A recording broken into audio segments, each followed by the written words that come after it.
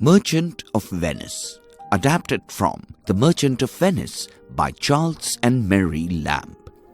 Shylock is a wealthy moneylender in Venice who lends money at very high interest rates to local merchants. He is disliked by many, especially by Antonio, a young merchant who lends money to people in trouble. Since Antonio does not charge an interest, he is hated by Shylock but loved by his fellow citizens.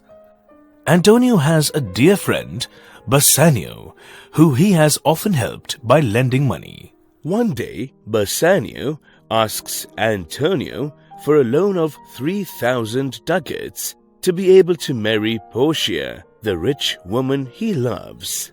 But Antonio does not have the money at the time, as he is still waiting for his ships that are homebound. To help his friend, Antonio approaches Shylock.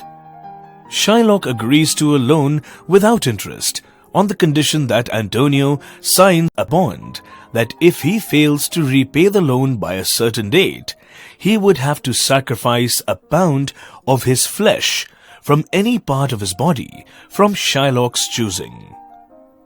Antonio signs the bond. Bassanio and Portia marry in Belmont.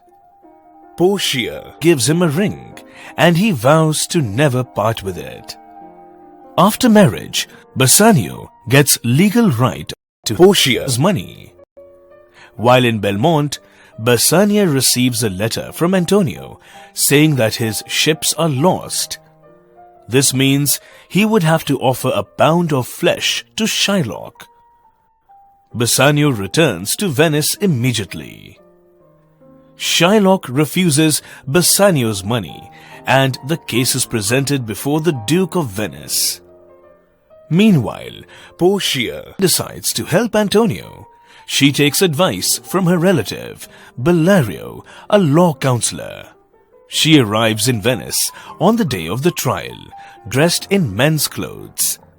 She presents Bellario's letter to the Duke that says that Bellario is sick and Balthazar would take his place. Portia, disguised as Balthazar, begins her argument by speaking about the nobility of mercy, but receives no reaction from Shylock. She then analyzes the bond which says that Shylock can take flesh from near Antonio's heart, but cannot draw blood. She further says that if even one drop of blood is shed, Shylock's lands and goods will be transferred to the state. Shylock realizes his defeat and at once accepts Bassanio's offer. But Portia points out that since Shylock has conspired against a Venetian citizen's life, his life would be at the mercy of the Duke. The Duke spares Shylock's life, but orders half his wealth to be transferred to Antonio and the other half to the state.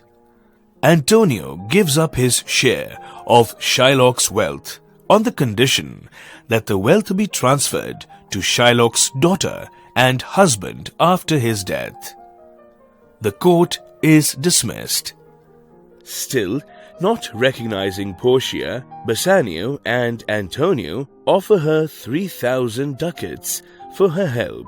But Portia refuses the money and asks instead for Bassanio's ring. Bassanio is grief-stricken, but agrees to part with it.